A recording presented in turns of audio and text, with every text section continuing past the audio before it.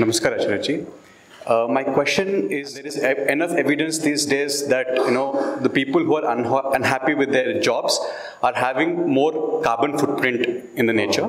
And I've also been listening to you for over a year, and I've listened to your videos on climate change where you said that the only solution to climate change is spirituality alone.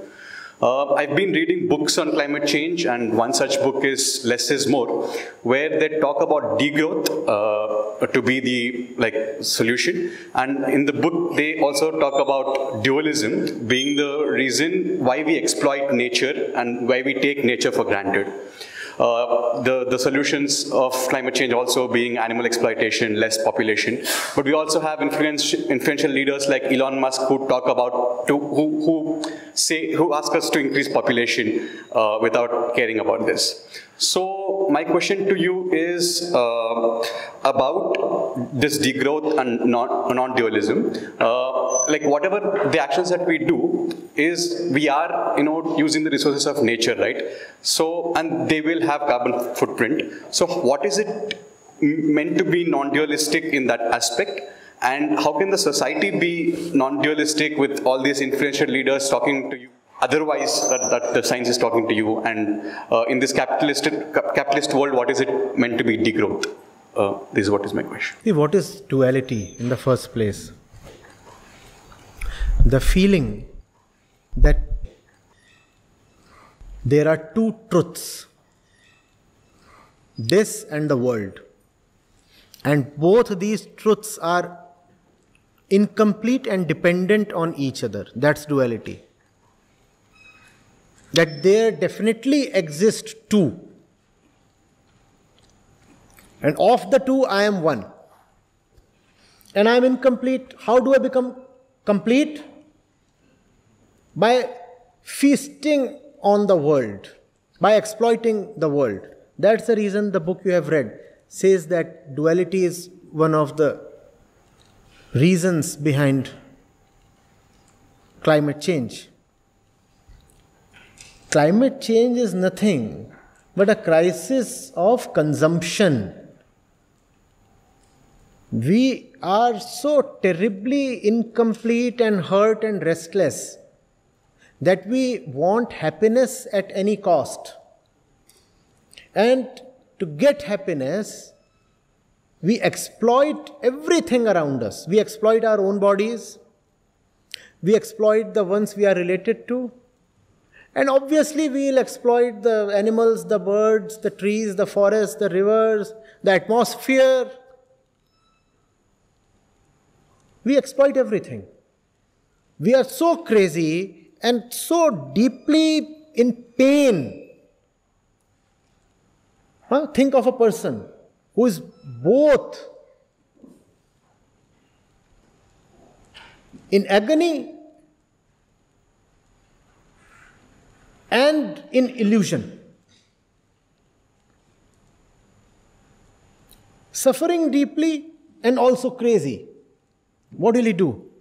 He will do anything to get rid of his pain. No? And that's what mankind is doing. All kinds of unthinkable stuff so that we can somehow feel happy. Kill, eat, exploit, plunder, rape. Do whatever can be done just so that you can have a fleeting glimpse of happiness. And because that is fleeting, so you have to do more and more of it to sustain even the semblance of being all right. Are you getting it? So, you said anything that we do has a footprint. See, climate change is not caused by all the little things that you do. You can relieve yourself of that guilt. It's not you and me who are responsible for climate change. If just to exist is to contribute to the climate crisis, then we would all be guilty. But that's not really the case. There is a perfect balance that nature provides. You have agents that emit carbon, and equally, you have agents that absorb carbon. What are those agents known as? Trees and the oceans. They absorb these gases. What's happening is that you have crossed all limits by a long distance. 280 ppm to 440 ppm and increasing at an accelerating rate. Who's doing that? Not the common man. Though there are vested interests that are trying to put the guilt of climate change on the common man. No, the common man is not really responsible. The common man is responsible, but in some other way, indirectly. We'll come to that. The richest 10% of the world's population is causing 90% of the carbon emissions. And if you bring that down to the richest 1%, that still remains close to 30-40%. It's so skewed. The per capita emissions of an Indian are only a small fraction of those of an American or a Briton. It's coming from there. There is enough allowance for everybody to peacefully survive. What we do not have is the allowance to consume endlessly. You getting it? So it's not as if doing anything contributes to carbon emission. No, not that way. And if it does, then there is stuff to take care of that. Trees and other physical mechanisms, natural mechanisms. But when you are burning oil endlessly so that you can have physical comforts and all kinds of vanities, then there is obviously no solution. How do you take care of that? Now here comes the role of the common man. This has to be turned into an electoral issue. You have to elect governments that are prepared to tax vulgar consumption. You have to have governments that are prepared to tax the ultra-rich. You cannot let them go scot-free with all the damage they are causing to the environment, to the planet itself. We were talking of the 6th mass extinction. That 6th mass extinction is not being brought about by the lower middle income countries and the middle income countries. That is being brought about by the first world, the developed world. They are the culprits and they'll have to bear the burden. And even in countries like India, if the per capita emissions are rising, the responsibility lies with only a handful of people compared to our population. They are the ones who have to be singled out and taxed. Are you getting it? It is a very clever ploy to make the common man feel responsible. So what does the common man start doing to alleviate his guilt? He says, fine, I'm recycling. I'm not using plastic that much now. Or I'm turning organic. Or I'm reducing my electricity consumption by 15%. The question is, dear, how much electricity does the common man anyway consume? It's not the common man who is causing all this. I'll tell you who is causing it. Your role models are causing all this.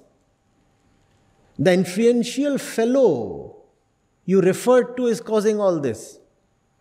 And it's a great tragedy when the ones who are influential are neither intellectual nor spiritual. Think of it. A brain-dead fellow is so influential just because he has so much money. And you can have a lot of money without being intellectual at all. It is possible. It is happening. Your role models are very unworthy people. And they are role models exactly because you find them consuming a lot and you all aspire to consume that much. So they become your role models. You say, wow. Somebody asked a famous soccer player and he says, I have 20 cars. All luxury ones. And that simply charms you so much, wins you over. 20 cars. 5 Rolls Royce. He does not even want to own a cheap thing like Mercedes. Not one, but multiple private planes.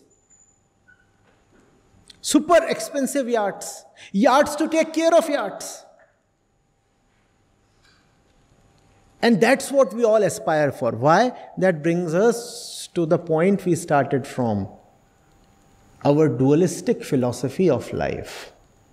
We all have been taught wrongly. We have been trained wrongly. Life education, we have been deprived of. So all that you want through all that you do is consumption. What do you live for? Consumption. How do you know a fellow is doing well in life? He is able to consume a lot. When consumption is the ideal, climate change is the result. And all these role models, people you follow, the ones who have 50 million on Instagram and places, what are they displaying to you except their ability to consume? Either they display their own ability to consume or they present themselves in certain cases as stuff to be consumed. For example, a voluptuous female model. Why does she command that kind of a following? She is saying, I am available to be consumed. At least optically. Consume me. Or you will follow a billionaire, a millionaire, or somebody. We have been taught the wrong purpose of life. And the results are catastrophic. We do not know why we exist. And climate change, therefore, is a result of a totally wrong kind of education, the wrong fundamental philosophy of life. Is all this coming together and making sense? Or is it appearing too scattered? Do you see how it is all integrated? Do you see how the one you follow on Instagram and the rising ppm levels are directly correlated? Do you see all these things? In general, they will appear different issues, not related, but they are very much related. The very concept of good life is a carbon-intensive one. The very concept of happiness is carbon-intensive. When you become richer, you typically become a meat eater. Do you know how much does animal agriculture contribute to climate change? Just as much as fossil fuels do. Everything that makes you happy is actually something that is destroying the earth. The saving grace is, as Indians, as middle-class Indians, you still are not in a position to consume too much. Therefore, you are still not directly responsible for destroying the earth.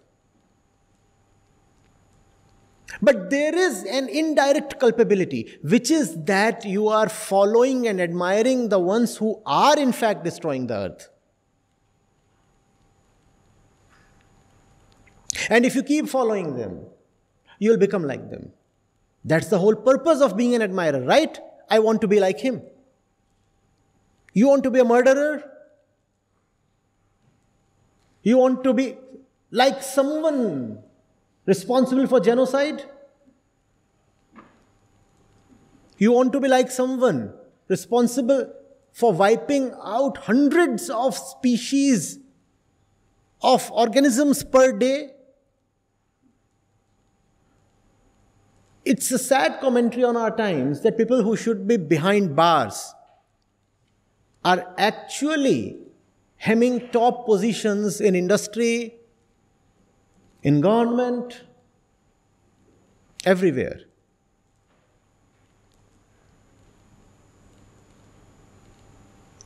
Choose your role models very carefully. It's got something to do with love. Be very careful about the ones who appeal to you. Don't be just driven to anything that appears attractive. We do not know whether much can be done to save the planet. Probably we are all inexorably on our way to extinction. But still, you have a life to live. Be very careful. Most people we follow, we admire, we respect are terribly unworthy. Don't fall for the gloss.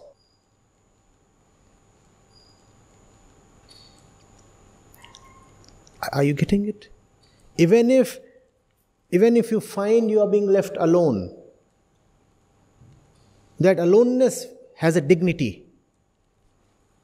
Learn to enjoy that dignity.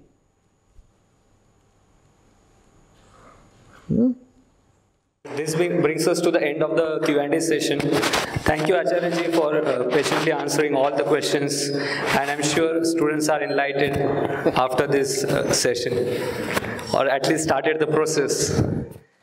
I request Professor Bapat to present a vote of thanks. For last 3.5 hours, we are really mesmerized.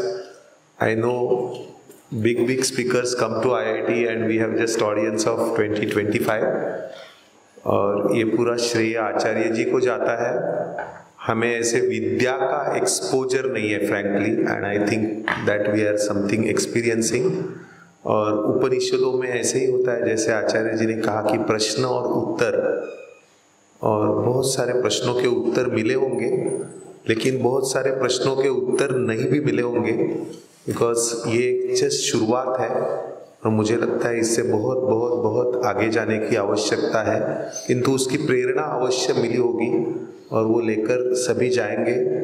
और आचार्य जी को मैं साष्टांग प्रणाम करता हूँ. सभी volunteers को धन्यवाद. Then PG council, Yogastha, think India, IIT for Bharat, सभी ने यहाँ सहयोग दिया है. सभी को धन्यवाद. और सबसे आप सभी को धन्यवाद नहीं दूंगा, because you should continue in this date and continue on this journey. नमस्ते.